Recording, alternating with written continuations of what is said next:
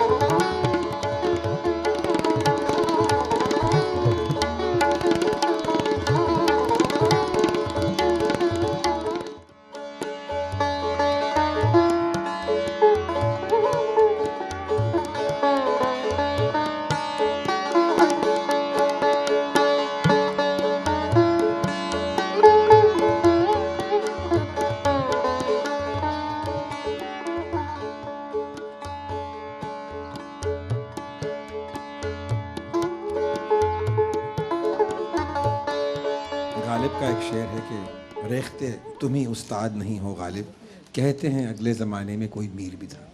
तो हम बात कर रहे थे, हमने अपनी बहुत तारीफ़ की कि हमने बड़ा अच्छा प्रोग्राम किया, लेकिन मैं समझता हूँ कि हमारे मुल्क में, हमारे शहर में दो ऐसी हस्तियाँ, एक अब हम में नहीं हैं,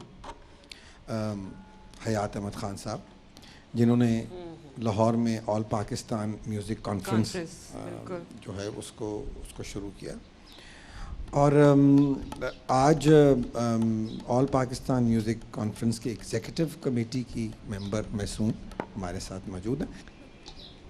अस्सलाम वालेकुम, कैसी हैं आप? सबसे पहले तो जो काम आप लेके आगे चल रही हैं, आपके साथ जितने भी लोग हैं, इट्स अ वंडरफुल थिंग। और बहुत पहले मैंने अटेंड भी बहुत दफ़ा किए हैं, लेकिन समहाउ अब ट्रेंड उसका भी कुछ अरसे में या तो हम बड़े हो गए और लोगों ने वो जगह ले ली है। नहीं, ऐसा तो कुछ भी नहीं है, अभी भी वो उसी अंदाज जोश व खरोश से माशाल्लाह, जोश व खरोश के साथ चल रहा है काम। और हर पहली तारीख को होता है, और फिर सालाना कॉन्फ्रेंस भी होती है 5 दिन की, तो उसमें कोई कमी नहीं आई माशाल्लाह। और आपने इतने गुजरते वक्त के साथ साथ लोगों में, उनके फ़न में क्या चेंजेस देखे?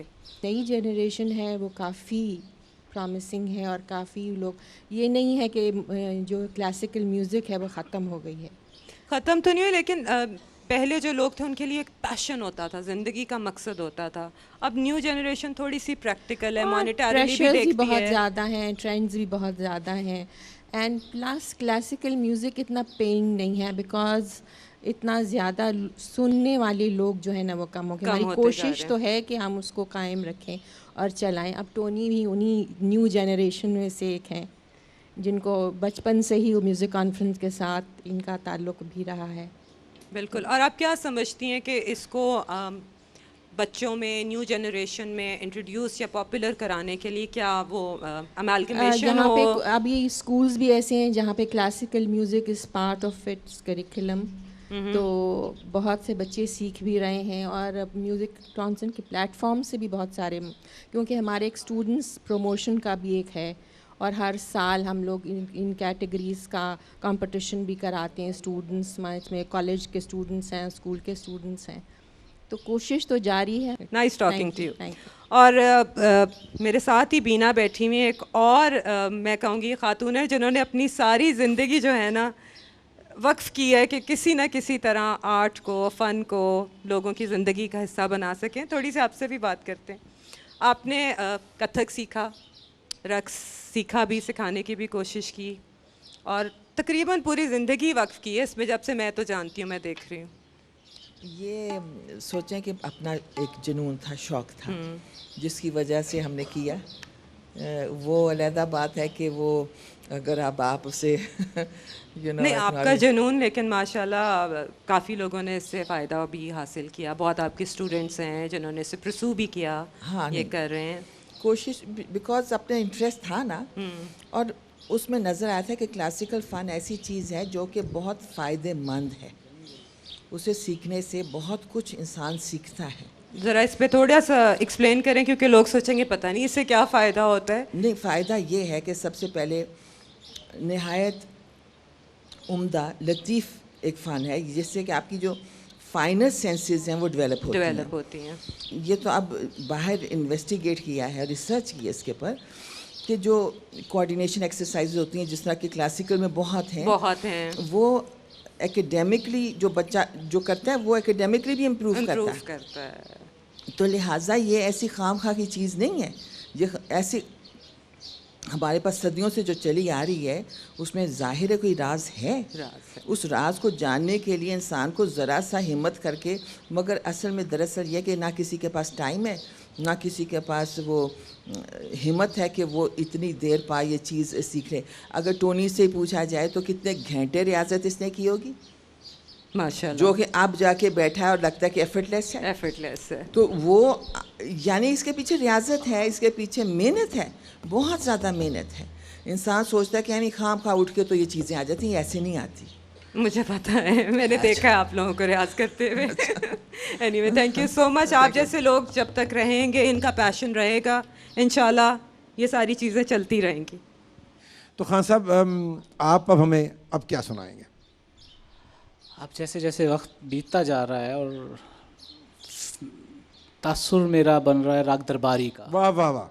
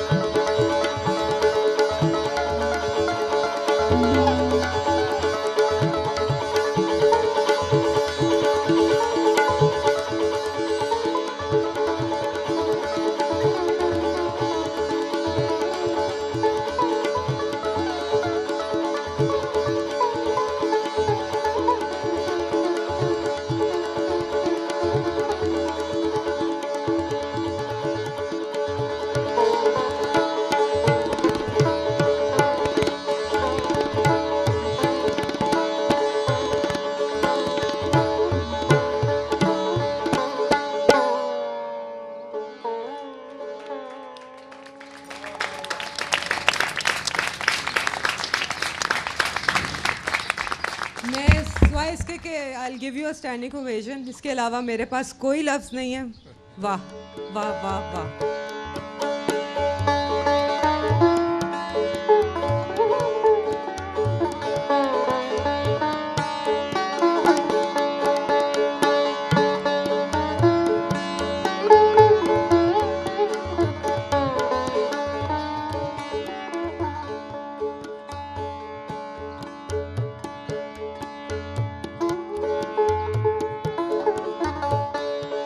एक सवाल मैं आपसे पूछना चाहूँगी, क्योंकि ये सवाल अक्सर मेरे जहन में आता है कि जब आप कोई साज़ बजा रहे होते हैं, साज़ भी वही होता है, राग भी वही होते हैं, लेकिन जब हम पंडित रविशंकर को सुनते हैं तो हमें पता चलता है कि वो बजा रहे हैं, वलायत ख़ान साहब उस्ताद को सुनते हैं तो हमें पता चलता है वो बजा रहे हैं, आपको सुने, आपके वालिद को सुने, सबका स्टाइल पता चलता है। वो कैसे, मतलब वही राग है, वही साज़ है, आई एम श्योर कि वो तकनीकी महारत भी एक जैसी हासिल की होगी, रियाज भी वही किया होगा, तो जो मुनफरद करता है एक दूसरे से हर साज़ बजाने वाले को, उसके पीछे क्या होता है? आपकी सोल है, आपका मुख्तलिफ टच है, लम्स है, क्या है? जैसे आपने कहा आपकी सोल, और सबसे जो मेन चीज़ है वो आपकी सोच, वो आपको दूसरी अंदाज से अलहदा करती है। वही राग है, वही ताल है, लेकिन जो आपकी सोच है वो आपको मुनफरद कर देती है। उस वक्त जो कैफियत तारी है, या जो उस वक्त कैफियत तारी होती है, और जो उस वक्त जो एनवायरनमेंट में बात चल रही होती है, अच्छा, तो वो सब चीज़ अकाउंट करती है। वाह, सही बात है। इफ़त, जिस तरह हम खाना पकाते हैं और चीज़ें तो वही इस्तेमाल करते हैं, मसाला जात भी वही होते बिल्कुल। हैं। मेरे जैसे बेअकल को समझाने के लिए ये मिसाल ही आनी थी। लेकिन हाथ की जो लेकिन इसमें एक मज़ा है बात मैं इजाफा कर दूं, बुजुर्गों से हमने सुना है, एक कहावत है, राग रसोई पागड़ी कभी कभी बन पाए। तो ये कभी कभी ऐसा बन पाता है कि हमें खुद नहीं पता चल रहा होता कि क्या हो गया, कि हम क्या कर रहे हैं। वाह, तो ये जब उसका कर्म हो जाए तो तब बात बन जाती है, वरना रोज रियाज तो हम करते ही हैं। माशाल्लाह माशाल्लाह। अच्छा, आपने एक्सपेरिमेंटल काम भी किया, फ्यूजन भी किया, जैज़ के साथ आपने फ्यूजन किया, बिल्कुल। आपको बहुत पजीराई भी हासिल हुई। और मैं जो सोचती हूँ कि हर एक इंस्ट्रूमेंट का अपना एक फ़लसफ़ा है, अपना एक वो, तो जैज़ के साथ क्या इसका फ़लसफ़ा मिलता है सितार का? एक बुनियादी, जैसे कह लें कि जो चीज़ हमारे कॉमन है, 12 सुर तो हर जगह पाए जाते हैं, जैज़ की शक्ल में भी और classical south Asian classical music की शक्ल में भी। जैसे गोरों के भी 2 आँखें हैं, 2 कान हैं, 2 हाथ हैं, इसी तरह हमारे भी जो फीलिंग्स हैं वो डिफरेंट है, एनवायरनमेंट डिफरेंट है। और अच्छा म्यूज़िक जब मिल जाता है तो नो मैटर वो जैज़ है कि क्लासिकल म्यूज़िक है, I am sure it must be a magic.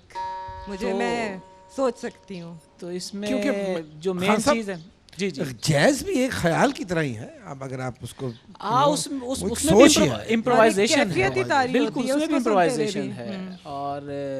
और वो कमाल काम करते हैं, इसमें और कोई जब शक 2 कमाल मिलते होंगे तो क्या कमाल होता नहीं। होगा। हाँ, बाकमाल। माशाल्लाह। खान साहब, आज हमारे प्रोग्राम का आखिरी आइटम, मैं सोच रहा था कि आपने पहले पहर में एमन, दूसरा पहर रात का आ गया दरबारी, दरबारी। और अगर भैरवी हो जाए तो क्या ही बात है।